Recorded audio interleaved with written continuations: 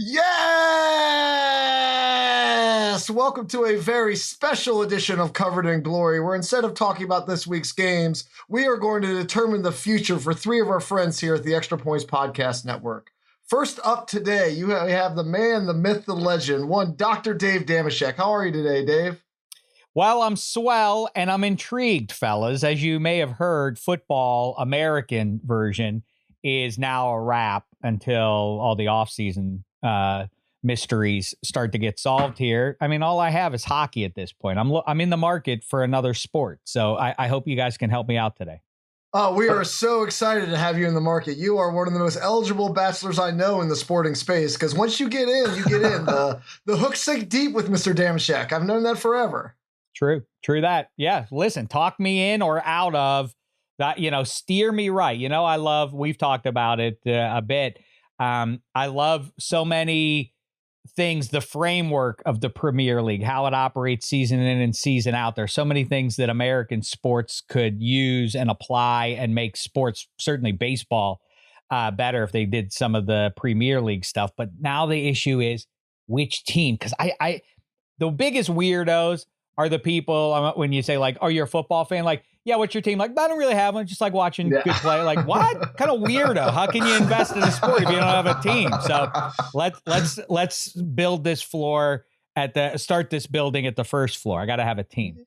That's exactly right. And I came on Extra Points, and Brett and I came on, and we talked to you a little bit about why you should be a soccer fan in general. You nodded your head. You love saying Lukaku. You really got behind that. So I think we got you. So now we just have to build that first level. We have to pick your team. So have you been giving it any thought? Now that you have Brett and I here, let's work this out. I have, and I have a strong lean already. I've consulted one of my oldest pals, a Pittsburgher too, so it doesn't come naturally to him, but he did it for the sake of his kids. He said, I feel like, this is the 21st century sport and I need to be relatable. And this was like 12, 15 years ago for him that he said, like, I'm going to do this as opposed to imposing my rooting interests in American football, basketball, hockey, and otherwise. Let's pick a team together and grow into the sport as fans cross-generationally. And I was inspired by that. And he gave me some helpful hints along the way. But now I'm dealing with the experts. Where do you guys think Dave Dameshek belongs? Well, Dameshek, one of history's most potent lovers. Do you have to pick 4 different teams, one for each kid, or do you think you're going to be able to get all the brood behind one? Listen. You're right about my winning ways with the ladies, but also,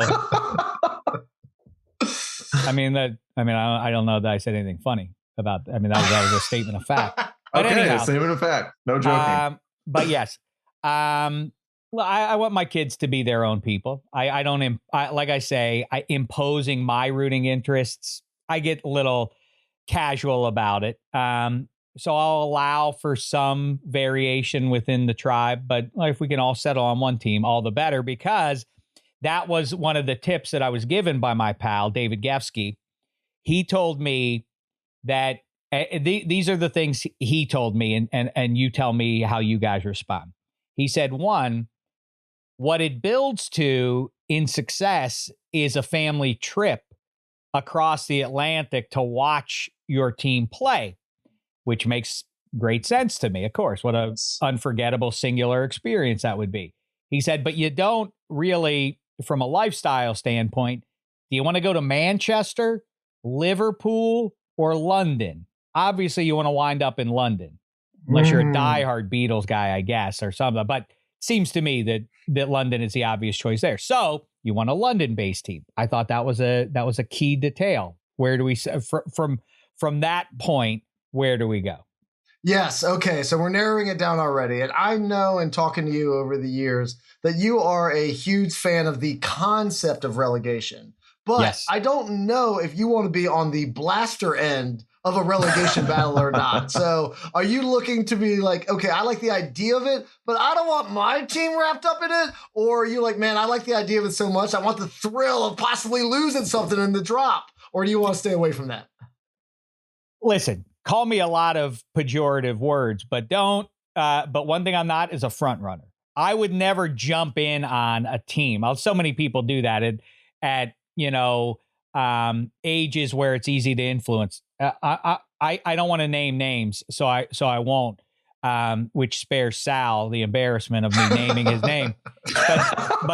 But Sal jumped in on. I think it has something to do with the fact that he's a contrarian by nature. So his old man liking a New York-based pro football team kind of guided Sal. Sal has a whole thing about that his father brought him a Cowboys hat or whatever back from a business trip to Dallas, and that's what made Sal a Cowboys fan. But I also think he wanted to be his own guy and root for his own team.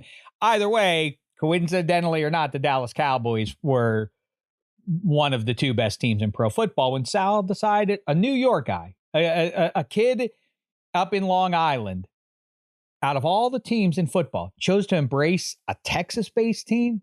Fishy. Anywho, I don't want to attack Sal. I don't want to be a front runner. So for me, the high-end teams, the ones that have been thriving for the last decade, I don't want anything to do with. I don't want that stink on me of me jumping in on a bandwagon. I want to buy low, you see, and grow with the team. So I feel like it's not their success. It's our success together. But you're right. Relegation, and to prove how much I love relegation, I wish it would happen in Major League Baseball. And I'm a Pittsburgh Pirates fan. They'd be in line for relegation every single year, and yet I still sign off on it. Yeah. Okay. So I cannot recruit you to the Blue Army in good faith then, or good conscience, because Chelsea has won every single trophy available as of last week. There are no mountains left to conquer or hills to climb. And even though you hail from the banks of the three rivers and the city of the champions, you don't want to join that. You want a slightly different experience. So the team I would love for my friend Dave Dameshek to join, I've got to rule out because you are a man of principle. I respect it. So that leaves us a few other London choices. I thought you were offering me Chelsea. If I wanted to jump, I could make that. I'm literally on this podcast to make sure no one jumps on that ship. Okay. I'm here. Give me some feedback objectively, because Toby knows me better, my wants and likes and dislikes. Brett, guide me. What would you just say to an average American who's looking to get There's really only two teams. If you're looking for a London-based team, this is building towards a family trip. There's really only two options left if you don't want to be a front runner, and that's probably no. Hold on, there's more than two, because the Spurs are not running in front of anything right now. The Spurs are one of the best managers in the world. They have one of the best managers in the world. He said he wants to be part of the climb. He doesn't want to join somebody who's won anything recently. When was the last time the Spurs won anything? The Spurs are in play here. Don't take them off the list. Okay, I was thinking, listening to Dameshek talk, that it's going to be an outside the Big 16. He wants to have a team that starts outside the no and six and moves their way in. And I think that I just listening to everything that he's saying, I think West Ham, that might be his team. They got a solid manager. They just opened a new stadium, so they have a growth that they start doing really well to have more revenue coming in. They are going to probably play again in one of the continental competitions. So another added bonus is you could take a trip to London and then maybe go watch them in Paris. So their manager, David Moyes, is the reason that I became an Everton fan. He was kind of like the Billy Bean of soccer way back in the early 2000s. Everton had a very shoestring budget before the Premier League became like a super league. And Moyes' thing was he basically had to sell a guy to buy maybe one or two guys that would plug holes. And he basically never missed doing this. And he kind of took Everton from this ho-hum run-of-the-mill club into a team that would battle the Giants, kind of year in and year out, including their kind of miracle run into the top four. I think it was in 2004 to play in the Champions League. So this is the guy that's in charge of West Ham. And they kind of have this funky team where they have I don't want to say it's the island of misfit toys, but they have an emerging star in this guy named Jared Bowen. And Bowen came from, a championship club, the level below. He was kind of like a decent young guy that they bought, but he wasn't like a guy that when they acquired him, you're like, holy shit, they're getting the next, big soccer star. But kind of slowly but surely, Bowen's kind of worked his way up. They have a cat named Mikel Antonio, who is one of the most physically impressive athletes in the Premier League. And Antonio had a few decent, okay years, and he kind of floated around. You didn't really know what kind of attacker he was. Was he a winger? Was he a striker? And then the last couple of years under Moyes, he's become, it's like a late career renaissance, kind of over his soccer prime, and he's basically been one of the best goal scorers in the Premier League over the last 2 years. So they have a lot of cool stories. They have a lot of fun players. Like Thomas Sweetcheck is this giant 6'4" central midfielder that like doesn't do central midfield things. He basically heads balls out of his own box and in the opponent box. And he's a very unique kind of fun guy to watch. And maybe, Toby, can you get behind this because Declan Rice is on the team? No, I cannot get behind it. Oh my God. I'm afraid to cut. I have to cut you off. You picked a David Moyes-led team back in your impressionable period, and you hate the team you picked. So why are you leading another soul down this path? That is just mean. Secondly, I know Dave Dameshek very well, and he is the uniformant. He's going to look at the West Ham uniforms, and he's going to throw up. There's no way that the uniformant is ever going to back a team with that color combination. There's no chance. Mergler gets it.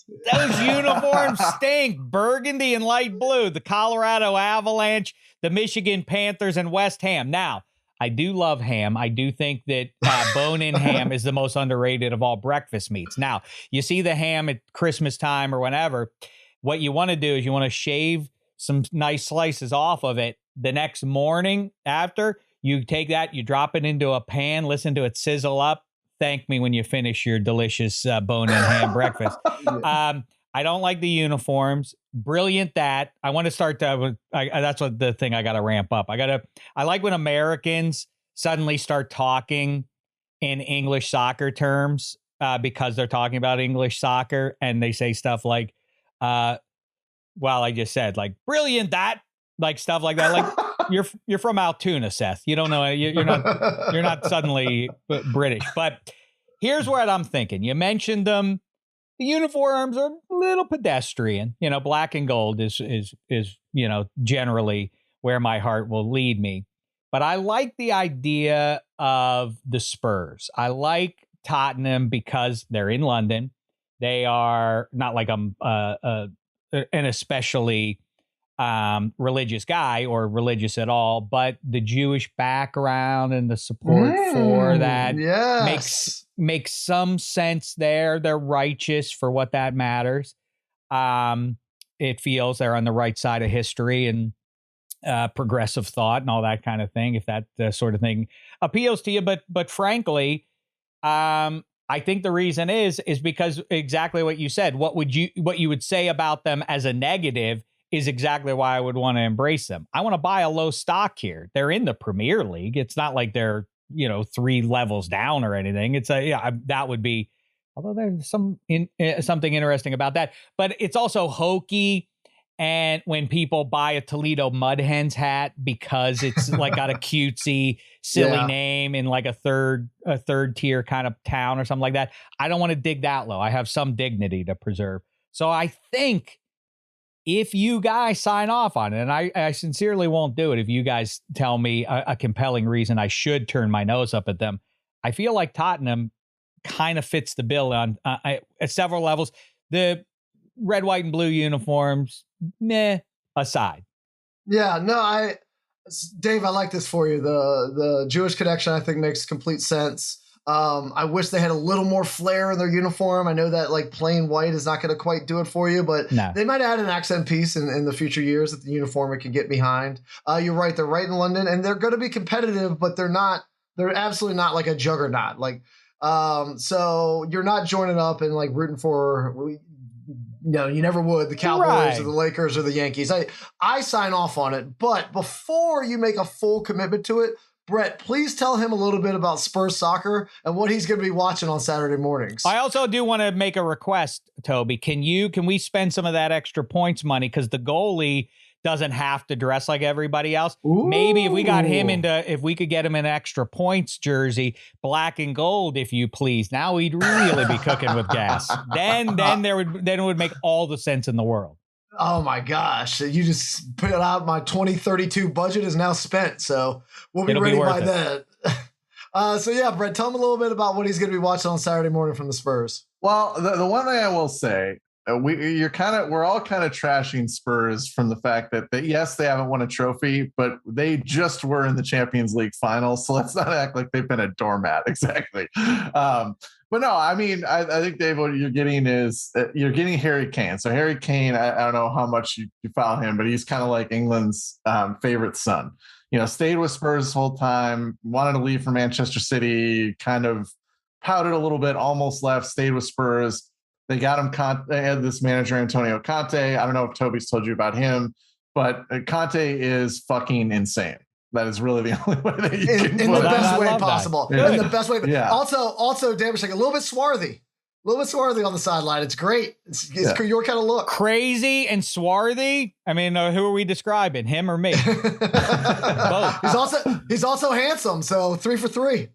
Done and done. Perfect. Yeah, I like that. I like that quite a bit. The only thing my only concern, I don't have to drink Harry Kane's brother's bathwater at any point, right? I don't believe so. Okay, good. I don't know what Toby has working behind the scenes, but I don't think so. No, only if we form a gambling pool and you come in last. Then you got to drink Harry Kane's brother's bathwater. That's the only way we're going to end up in that situation. So look, they play good soccer. They spend. They're usually in Europe, as Brett just said. They were in the Champions League final a couple years ago. But Brett, to be fair, like if you walked up to somebody from England and who walked into America, it's like, I'm going to pick an NFL team. Who'd you pick? The Bengals. You front runner. It's like, no. I mean, just because they were just in a championship game doesn't make them a championship front running franchise. So I like this pick for you. I am going to make a request that you watch a little bit of them, make sure it sinks in, and then you come back to confirm your pick and give us a uniform review of the other teams that you saw throughout the league, because we have not properly dug into uniforms yet on this podcast, because I would never deign to take the territory of the uniformant without his collaboration. Done and done, but please, Mergler, they're not uniforms. They're kits. Oh, look who's converted already. Look who's from Altoona, using the correct language. I love it. All right, well, thank you, Dave, for joining. You are the newest Spurs fan, which makes you my mortal enemy. But hopefully we can still remain friends off the pitch. Thanks Spurs, for joining us. Pew, pew, pew, pew, pew. Is that what we do in the stands? Is that what we do when we watch the Spurs? That's exactly it. Start it and get it trending. Trending. Make sure you walk into the local chapter of the Spurs LA fan club doing that, and they will accept you immediately. Just trust me. Brilliant, that. All right, thanks, Dave. Sure thing. Take care, Dave. All right, everybody. Now with us is Kevin Hench. And unlike our friend Dave Dameshek, who's picking a team fresh, Kevin has been watching soccer for many, many years, gambles on the sport, and until very recently had a favorite team. So, Hench, why don't you give people the background of who you rooted for and why you're on the program picking a new team today? Okay, so it's perfect. It's just perfect timing. I don't know if you guys saw the Phil Mickelson quote yesterday. It's all gonna tie in with my change to a new team. But so Mickelson, I don't want to misquote Phil, so I'll read it off my phone. Phil Mickelson says they killed Jamal Khashoggi and have a horrible record on human rights. They execute people over there for being gay. This is all about Saudi Arabia and Mohammed bin Salman, who some people call Mohammed Bone Salman because he dismembered a journalist in Turkey. Phil goes on to say, knowing all of this, why would I even consider it?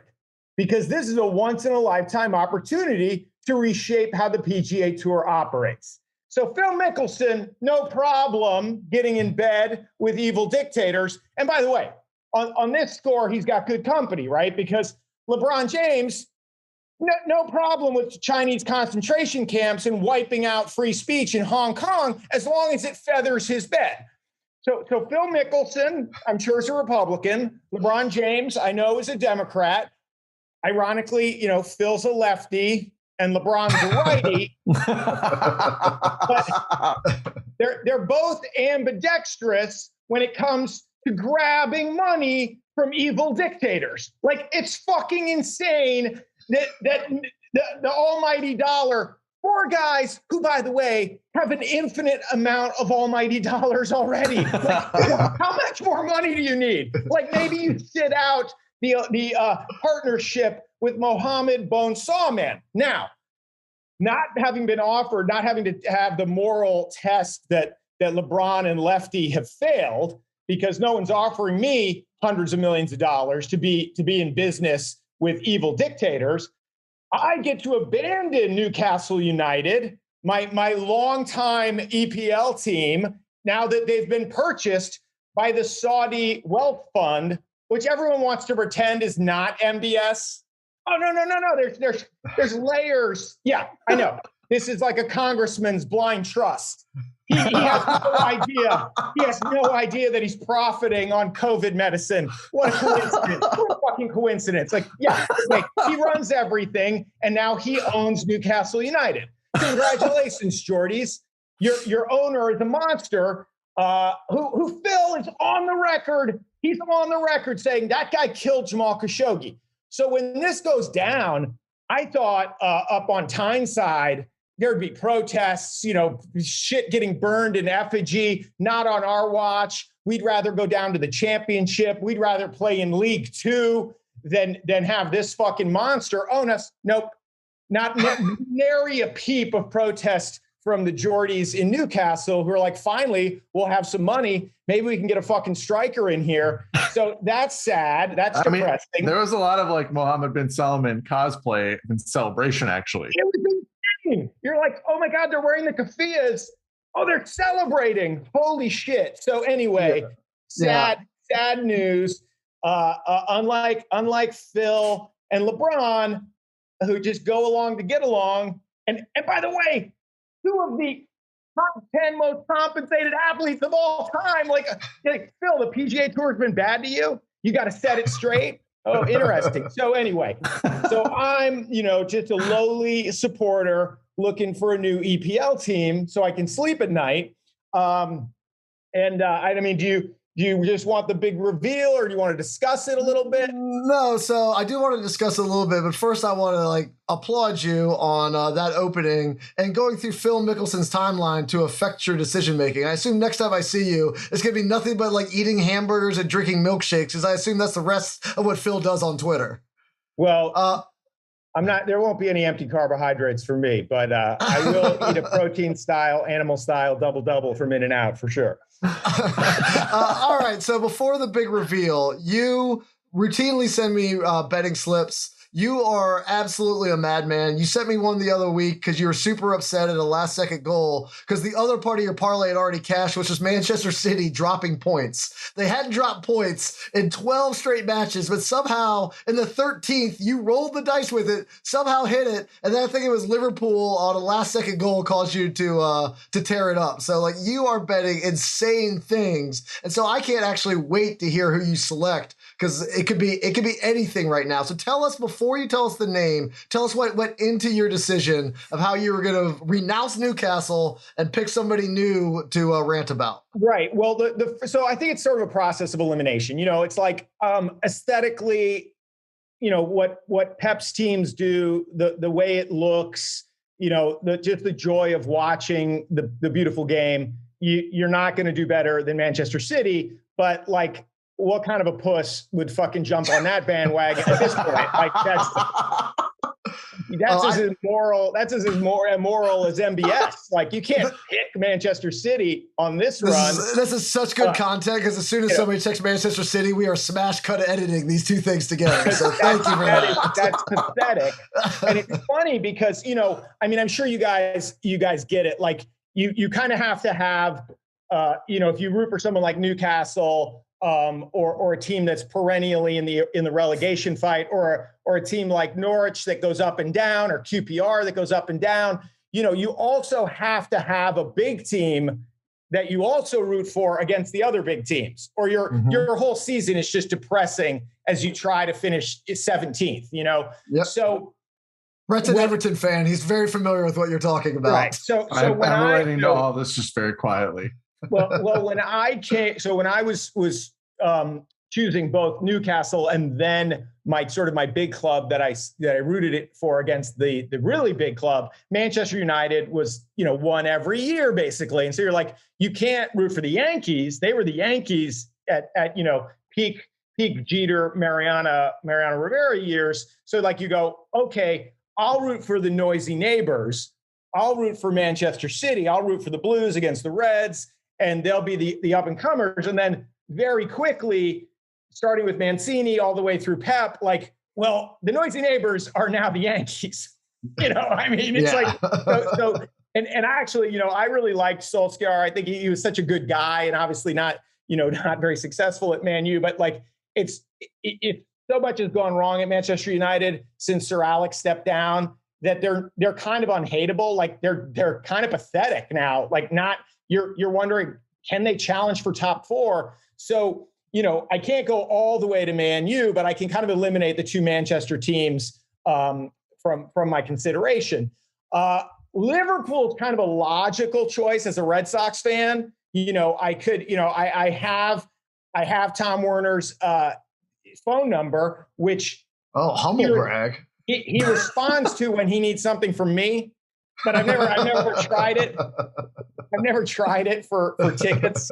But anyway, that's the logical sort of Red Sox connection of going to Liverpool. But let's face it, Liverpool right now with Klopp and Salah, and they looked awesome against Inter in the Champions League. Like that would also be a huge front runner. So you're sort of eliminating teams, so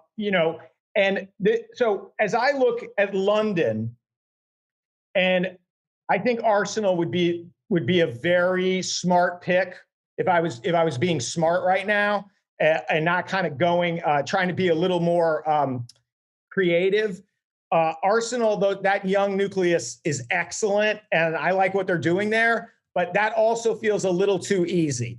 So where I'm landing, away from the North London derby, I'm landing on West Ham, the Hammers, as my new squad. Gareth Bowen and David Moyes are coming into somebody's life. Yeah. So, it was a very tough choice, obviously, but I've always kind of had a soft spot for them, given, the redheaded stepchild fucking London existence of West Ham. And I really like that central midfield of Declan Rice and Thomas Suchek, although I guess people are kicking Declan Rice's tires. He may not be a Hammer much longer. But I like a team that's slightly overachieving. I've always liked Moyes, despite his flameouts in other places. There was a brief period there.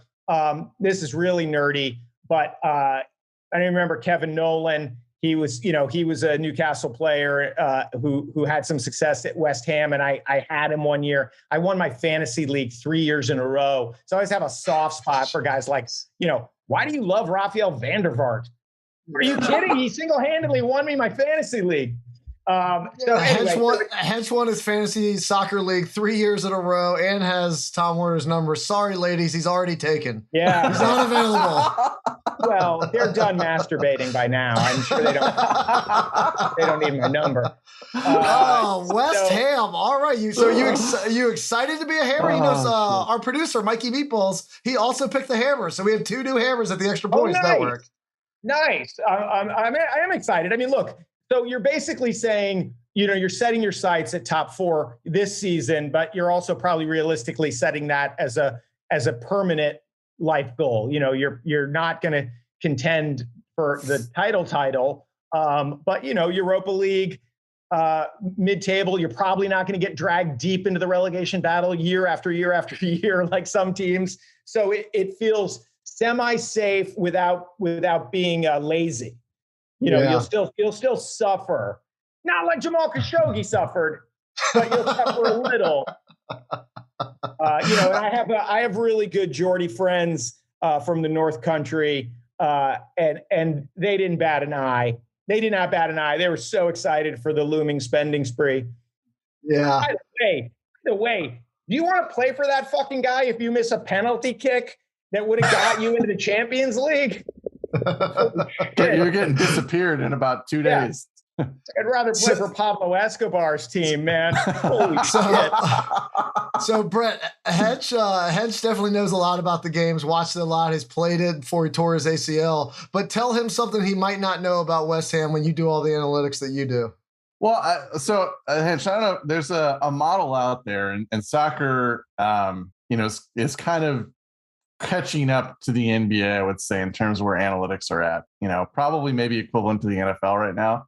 But there's a model out there. It's called the Davies Model, and essentially what it does is it combines every action on the pitch that a player does into like an overall value that adds or subtracts goals from their team. And so naturally, City is so balanced, they don't really have too many guys that are in the top 10. But like the 4 Liverpool studs that you would think of are in the top 4 of this model, right? It's Salah, it's Mane, it's Jota, and it's Trent Alexander-Arnold. The guy that's 5th, Jared Bowen. Tremendous. So we have been big Bowen heads on this podcast because he is I think Bowen's like 25 now, 26. So he's hitting his soccer prime, and there are a lot of metrics that we're starting to see that are showing that he might be coming like the next big star, which is kind of fun. Like if you're a West Ham fan, right? Because you're either going to have this guy that's like really good, but maybe not so good that a team is going to play like the Premier League premium to move him up a level. And he's definitely not a guy that's like going to go play for like Madrid. So you could keep him. And then you have this really good player for the next few years that you can kind of build your team around. Or he does take a leap. You enjoy that for a year. Then Chelsea comes in with 120 million. And then David Moyes has a bunch of money to throw around. And then you have some fun where maybe Moyes, picks another diamond in the rough or a couple. And then, it's like the Leicester City thing where they hit on just the right 2 signings. And then all of a sudden, you have this miracle run of the championship. I think it's fun. I think West Ham is really interesting. That's actually, it's kind of funny. Like, it's great if you have those internal analytics, but once they get out there, like those diamonds that you would like to kind of hide from the world, when somebody says, Jared Bowen's been the 5th most productive player in the EPL, suddenly, everyone goes, oh, well, we can just take, these teams that can just take players, just make you an offer you can't refuse. It's funny, that kind of passes the eyeball test when you think about he's always doing something positive. Like he's such a player. I got it. What's it? The Davies? It's called the Davies Model. The Davies Model. I remember once I was watching it was sort of like in football, it was called the Shrine Game. The New Hampshire football all-star, high school all-stars would play the Vermont high school all-stars. And they started doing something similar for soccer. And I was sitting next to like a college scout, and he was scouting the game, and he was making notes, but he was talking to himself during the scouting. And he would go, first touch good, second touch good, third touch lost possession. Or he would go first touch bad, no second touch. But it was like a very distilling it down to like, if you have a bad first touch, you're not going to have a second touch. And my buddy Glenn Sitwell that I played with for 15 years, who's from Newcastle and is unbothered by the new ownership. He used to say to me, he'd say, here's how you could tell. And this gets into like, pre-Davies model thinking, but he grew up over there, and he said, after someone touches the ball, does their team still have the ball? Right? It's the most basic. It's the most basic way to look at it, because we played with guys who would get the ball, beat a guy, beat another guy, take on a double team, and it's like, oh, we don't have the ball anymore, and it's not in the back of the net. So that was a failed series of touches for that guy. You just described Adama Traore's entire career right there. You didn't even know you were doing it, but you just did it. No, but the 1 in 50 times when he pulls it off, you're like, how can you stop this guy? He's Derrick Henry. How do you bring him down? How do you stop him? I love that the Davies. Okay, so that's good. And Fornals has been great. Obviously, I love my Caribbean brother, Mikel Antonio. I have a lot to root for I mean, the big question though, Hench, is: are you going to donate some money to some animal shelters in honor of Kurt Suma's actions, or how are we going to handle that one? Leave Happy we'll alone. See. You know, I had a recent win on West Ham. Maybe I could dedicate a portion of my winnings when they come through for me. So, do you feel cleansed? Do you feel reborn and new as a Hammer? I tell you, I think this is really going to be a good counterweight to Phil Dancing with the Devil. And by the way, Phil, to get to back to my Pablo Escobar point, you just went on the record saying this guy fucking murdered Jamal Khashoggi. You want to go to the kingdom and stand over a 10-foot putt on 18? Like, anybody could be disappeared. Oh my God. Okay. Well, nobody's disappearing underneath the Olympic Stadium that West Ham's playing under that we know of. So I think you've made a good choice. I think you're on the right path. I would love it if you would come back in a few months, check in with us about how the Hammers are doing. And also, I've been dying to ask you a question. I want you to think about it until you come back because we don't have another hour. I want you to compare NFL refs to Premier League refs next time we talk. Because I know how you feel about NFL refs already. I need that rant in my life. Premier League refs have a lot less help. Lots fewer of them out there. All right. Well, I hope I'm forever blowing bubbles, but even if this only lasts a couple seasons, I'm excited for my new adventure. Well, we'll bring you back. We'll bring you back on when they're lifting the Europa League trophy. Ooh, they'll see. All right. Well, thank you so much, Hench. You can catch him on -3. Usually on Thursdays. He's on the second episode each week where he's dynamite. So if you want to hear all of his Boston takes, his sports takes, and now his Hammers takes. And by the way, Hench, Dameshek chose the Spurs. So you guys have your own little London derby on -3 from here on out. Oh, well, there'll be some wagers there for sure. He's signed up for more misery because expectations are always higher for them. Yeah, well, he's got to talk soccer and wager against you, so that's going to be a miserable end for him since you're a little bit more of a heavyweight in this space, but that's never stopped him before. So thank you so much for joining us, and we will be right back after this break with Cousin Sal. Thank you. Thanks, guys. All right, welcome back. And with us is the big boss of the Extra Points Podcast Network, Cousin Sal Iacono.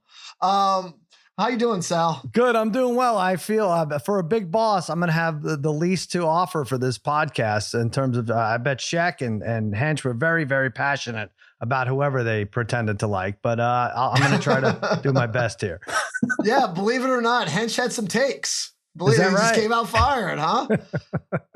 So Sal and I watched a little bit of soccer over Super Bowl weekend, and I was just telling the story off there, but I won't tell it on it. Friday night before we're going to watch some games together, he pulls up his phone, he pulls up Twitter, he pulls up the graphic for the 5-pint pickoff. He looks me dead in the eyes and says, "Hey, who did Brett take? Because I should probably take that one instead of yours." Well, wait a minute. He had like 17 pints assigned to this one bet. So that seemed, and you like, oh, he's plus 28 units last month. I'm like, what more do I need? I'm sorry you were insulted, Toby, but what is, right? Yeah, no, it was super smart, but because I don't care if you win or lose when you insult me, I forgot to inform you that he's 0 for his last 11 bets. Yeah. And you caught another one. Variance has come back in a very strong way. 0 for 11. Yeah. Oh my God. What happened there? So check the top half of the graphic next time. Your boy Toby's not doing that bad. All right. I never get to the top of the graphic. So bad. Yeah. All right. So Sal, you have a checkered history of picking teams. Dameshek was more than happy to pick on you for your Cowboys selection as a child, because that's what Dameshek does. He beats up on the decisions of children. Right. But otherwise, you are a hardcore supporter. That's why he had so many of them. With 16 different women, but go ahead. Yeah. A hardcore Mets fan, very loyal in the teams that you pick. And I know that this is going to be a slow burn for you. Whoever you pick today, it's not suddenly you're going to be wrapped around in their gear and flying over to see their games the next day. But you don't know that. Yeah, I'm going to make sure that they capture your heart over time. I'm going to be sending you the texts, just like some of our mutual friends bother you about their favorite teams. I'm going to make sure you're still following them. So I want you to choose carefully today. All right. I'm gonna try to stick with this. I really because I don't have enough passions, as you know. So I want to add this one. I will say I don't want to bore you with this, but this did factor into my decision here. The two things I love about soccer and the two things I hate. The one thing that I love is not going to lead me to one team or another. I love that you can wake up on Saturday on the West Coast at 7:30 in the morning and immediately start betting and watch. And if you have a bad night the night before, it could even be 4:30 in the morning, if you're struggling to catch any shut eye there. And then it's almost like, it's kind of like over by noon. If I'm correct, I know that's right. So that's great. You can go on with your day. I also love the fans. Right. And so that factored in, but a lot of these are such rabid fan bases. It's really tough to distinguish between any of them. But the things I hate is what, I don't want to bore you, but it's kind of what probably most people hate about soccer. The flopping, for one, or as they call it, diving. Do they call it diving or flopping?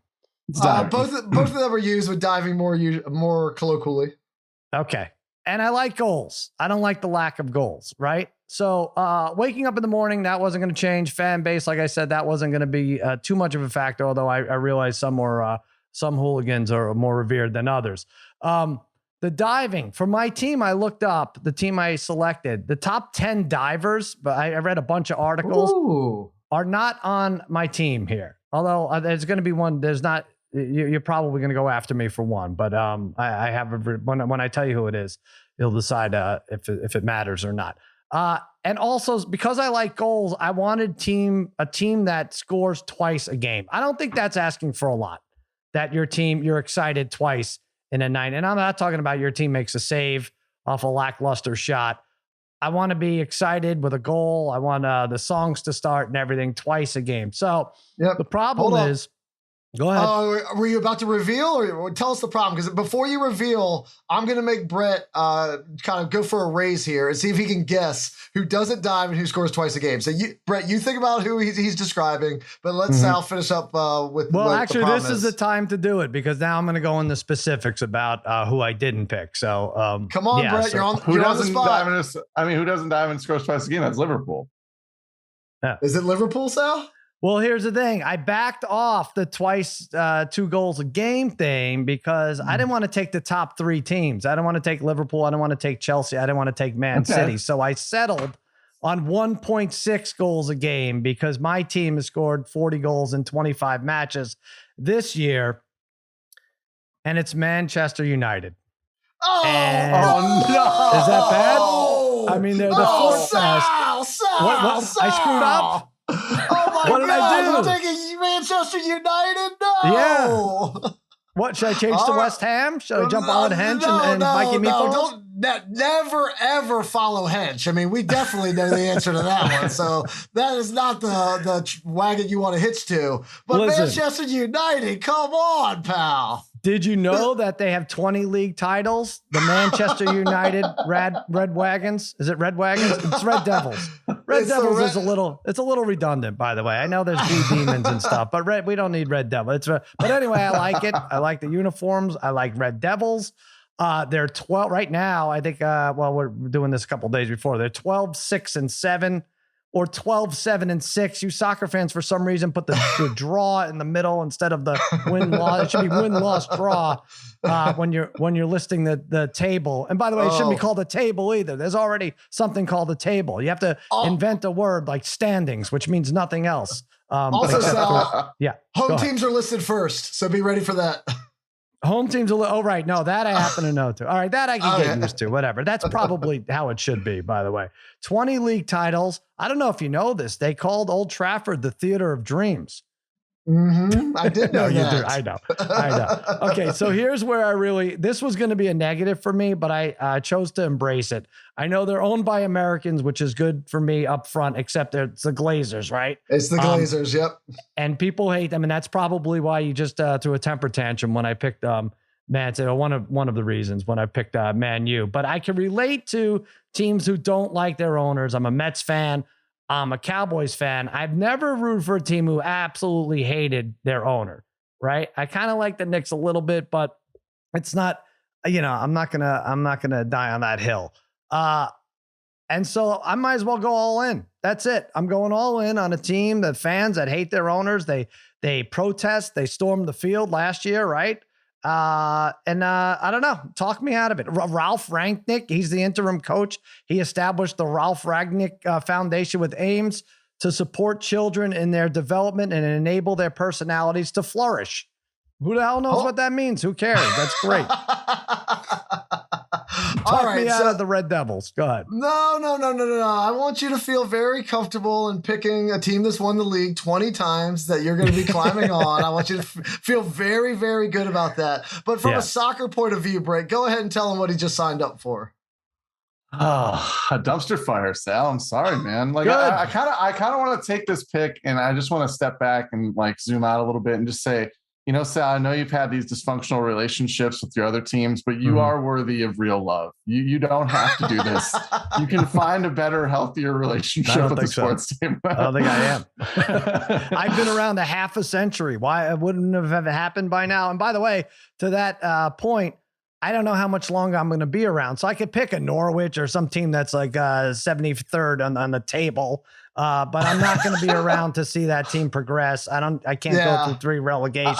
I love how the disdain. I don't want to take a top table. I don't want to say it bothers me for some reason. I don't want to take a top 2 or 3 team. So what did I do? I went with the 4th best team. I know. Yeah. You said you didn't want to be a front runner. Then you picked fucking Manchester United. So, they're not even the best Manchester. That's fine. Right. I will say though, this does seem really fitting though, for like a Cowboys fan, right? Like you're coming in, Dallas has been a train wreck since the 90s, and Manchester United has been a train wreck since Sir Alex Ferguson left. So there is definitely like a symmetry there, and I think that actually is kind of a cool thing, and it helps you probably relate to your sports team, right? Because you're used to that. Like you weren't there for Manchester United's glory years, but you know you understand what happens when an iconic team falls on its face, or in Manchester United's case, turns into a gigantic dumpster fire inside a warehouse fire. Oh no! So wow. So just so you know, Sal, in the podcast when we were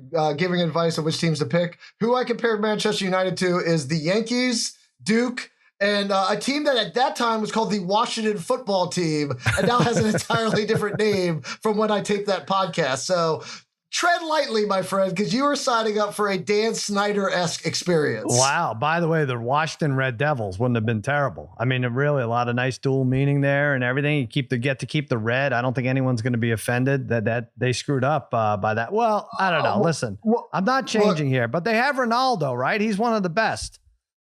Yeah, he's washed at this point. But you are getting Marcus Rashford, who is and not maybe he's a frustrating player sometimes on the pitch. He's a young guy. He started his career, like he came up through their academy. You know, he's a Manchester United kid all the way through. And then, but he does amazing work in the community, and he's really beloved in the soccer community because he kind of went against the whole entire British government to help with this like food. It was like a food assistance program basically for underprivileged kids that weren't getting fed because they weren't going to school during the pandemic. And Rashford like took this torch, ran with it, and he kind of is plateaued. He never he came on the scene, he burst on the scene. Everybody thought, oh, this is the next big Manchester United legend. This kid's gonna be great. And then he's kind of petered out, but you are getting like one of the all-time soccer good guys. So I don't know if that matters to you, but it's matters. Pretty cool. Yes, I love what these guys do in the community. Toby is always telling us we need to build community. So here we go. And that's why I'm a big fan of whoever you just said on and also they have a James Gardner. And you guys may be too young for this, but the Rockford Files with James Gardner, one of my favorite TV shows growing up. So he probably doesn't even play that much. No, now you're good to go. Yeah, no, Paul Pogba is really special to watch when he plays for France. He's been less inspiring when he's in a red uniform. Nobody's quite sure why. He might not be in one next year. Harry Maguire is a train wreck, in my opinion. So I hope you enjoy watching that in the back line as he just kind of hacks guys down indiscriminately, drawing cards. I don't pay attention to the back line, but just that's like true. The top of the graphic. Yeah. That's true. My whole thing is I will know that Sal is totally bought in when you start sending me texts going, Sal just can't stop ripping on Scott McTominay. He fucking hates him. Wait till he gets alone. Sal is taking this seriously, and he is a true United What's fan. his problem? He doesn't donate to the community? Wait till he gets a load of the McFred midfield. That is going to be a good day for all of us. So McTominay is another man. Oh, we have to explain the Scott McTominay thing. So McTominay is like there was a team back in like the early, like the mid to late aughts. And they're the Stoke City, and they're managed by this guy named Tony Pulis. And Pulis is like fucking hated in soccer because he created these teams that were just thugs. Like they'd break guys. This is before the Premier League started really cracking down on some of the tackles, but they would break guys' legs. They'd foul the shit out of you. They'd just get big 6'5" guys, put them across the back line, and like turn things into basically like a rugby match. And Scott McTominay would have been a fucking king of those Stoke City teams.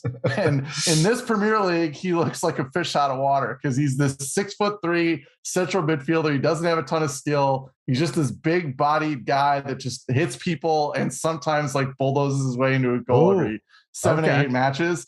But he is ultimately a very frustrating part of the Manchester United existence because he's a guy that they just can't find someone to better replace. They have to keep putting him out there. Really? Yeah. Well, if he doesn't dive, and from what you just said, he's not a That's diver. True. He's not a diver. He's diving first into defenders' chests, but that's not what I count as a dive. So no, I'm okay with that. You actually might love him. Like if somebody dives, the most likely guy to kick him in the head is McTominay. So it's definitely going to deter people from doing it. And I will say now that I've got my visceral reaction out of it, I can't believe you did it. It makes complete sense for you because they are a lot like the Cowboys. They feel like the God-given right to win every year. They underperform against their expectations over and over again. They're very flashy in the marketplace, but they don't always come through. And they're extremely frustrating to bet. So every single time that you figured out Dak and you're like, oh, it's definitely going to be over this week, that's when the under comes up to bite you. And when you expect a wide open offense and the McFred midfield completely drowns them out and they suddenly play 1-0 games. So like I am super excited for this. If you had picked Liverpool or Manchester City or some juggernaut, like we would have had a very smooth ride, but you are signing up on a roller coaster and now you get to experience the highs and the lows. And I'm lucky enough to go for that ride with you. So and you definitely are buying low. He is buying low on Manchester United. That's what I was trying to do here. Do they have a brewing cheerleader scandal right now? Because that would really just like pin it home for me. You would just get confused at who you're watching. Exactly. All right. So this was super fun. We now have a new spur, a new hammer, and a new red devil here at the Extra Points Podcast Network. Sal, obviously, will either come on one of your 10,000 shows or maybe you can come back on our little humble ship here and talk about it a little bit more in a few months, see if it really sunk in and see if you're still enjoying that McFred midfield. I love it. I am ordering a McFred jersey right now. Where do I even go? Do they have that on Amazon? What do I do? No, if you actually want a Tominay jersey, you have to fight somebody and rip it off their back. They don't sell them in stores. Okay. It's the only way you can actually earn one. All right, I'll do that too. Go Red Devils. All right. Thanks so much for joining us, Sal. Thanks so much for listening, everybody. Hope you enjoyed this special edition of Covered in Glory. Go on to the Extra Points Podcast, the Extra Points Podcast Twitter feed to see our picks for this weekend. And we will be back with a normal episode next week. So until that time, I hope you enjoy the games and thanks for listening.